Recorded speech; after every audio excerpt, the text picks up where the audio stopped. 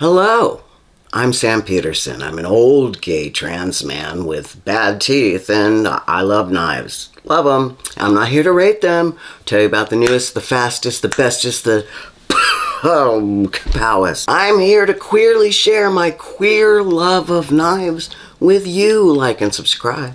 I got a bunch of weird shit I amassed over what seems like a lifetime of being ill. It turns out that the strep I have currently is drug resistant. So once the drugs stopped, my throat blossomed once more with swollen streaks of red lines like a hellscape sunrise. Let's first take a gander at my new Giant Mouse GM11, shall we? If you saw the unboxing, you will know that I was extremely disappointed to not get the box with this knife. It reduces the value of the knife considerably, I think. I mean, I know it does some. The guy I bought it from said he'd take it back. I said I'd ask Giant Mouse for a box. Giant Mouse said they didn't have one. And after some deep soul searching, I decided to keep it. Why? Because it's a beautiful, beautiful knife, and hands down has the best fit and finish of any knife I own. I mean, you kind of expect that from a nearly $400 knife. Am I right? It's a smaller knife with a really sexy beak. If you, like me, are into exceptional proboscises, then you'll understand me. I love a big nose. It's kind of a drops point sheep's footy with a swedge type of thing. It's got a nice belly though, that's not so big that it'll get in the way. I also find lately that I need a tip on a knife for poking through plastic and starting cuts, right? This has a pokey enough tip, plus it's got a little curve. It's got a very classy vibe. This is a knife that's smart enough to tuck into your $445 Go-Ruck knapsack, waxed canvas. You could probably put this knife into a $4,000 braided leather a rich person's backpack. The milling on it is fucking fantastic.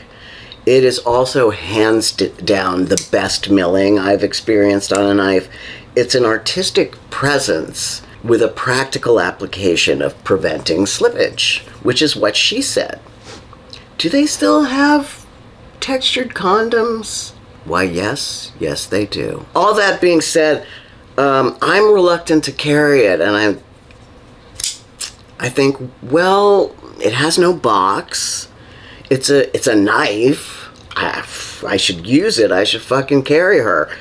But then I think I will scratch the hell out of this beautiful work of art. I'm in no rush. I do have other knives, as it turns out, so I don't know. Tell me what you think. What would you do in my shoes? So here's where we take a dark turn. As you know, I've been dabbling in the dark arts of fixed blades.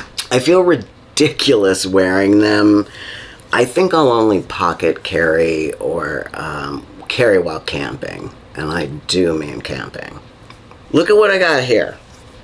These two were in an insanely cheap package deal on Blade Binge. Insane. Like buy one, get one free, and here's $20 kind of crazy. Last time I had an exchange where I got an extra $20 bill, it was for another pokey stabby thing, if you know what I mean, and I think you do. It's a terrible wink.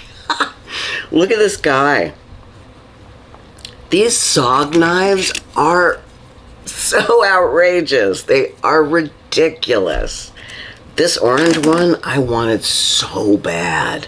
When I saw this, it looked so fucking cool, but when it arrived, it was about a third bigger than I had imagined it. Don't tell me to read the specs. I know. It's freaking huge. So it's gonna go with great disappointment back on the secondary market. or maybe the tertiary market. It's called the Kiku after its designer, which sounds like a Pokemon character, doesn't it? Way too kawaii to be a brute like this baby. Its mate here is equally aggressive while also being super appealing. By the way, the Kiku, it weighs at least a pound. At least. So heavy. Came with its own Kydex, I'm assuming. Sheath. This is the SOG Pillar, and it, much like its Tangerine sibling, is in S35VN. It's a sick-ass clip point that makes me want a G.I. Joe cosplay. It really excites something childlike in me. All knives do, actually, but this one does it so obviously, so brashly. It is a badass brute. The handle feels fantastic, although it was clearly made for a larger hand. I think both of these knives are in G10. These are not cheap SOGs. They're fancy SOGs. It's also full tang. It's a big chunk of S35VN with a glass destroyer on the butt. That's what they call my butt too. From that time I sat on the glass coffee table. Both of these knives feel like they were built for grown-ass men. By which I mean, it's clearly not me. I mean, I think of like 5'10", and with those thick shoulders, a barrel belly, and a tiny ass, who pretty much always wear dad-colored shirts and incredibly oversized jeans. Big jeans. They have the large physiognomy that these knives are created for. And finally this. Let me put this guy away. Finally this, which I bought in honor of my great-grandmother's ugly-ass staghorn wedding cutlery. Yeah, doo-doo sticks. This is a genuine early Solingen, Germany knife in stainless, which is how you know it's early. The later ones, they start getting into, you know, actual steel. It was imported and possibly even created by PIC, which stands for Precision Instruments Company, which was a import company in New York City who also used to build some knives for Solingen. It's going back on the market too. It's so not my vibe. I thought I'd get like a sort of sentimental or something thrill out of it. Maybe if I had a little cowboy outfit, I could cosplay that.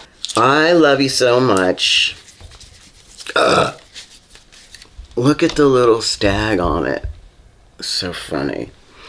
Thanks for rambling along in the tumbleweeds today with your old pal Sam. Ciao. Goodbye.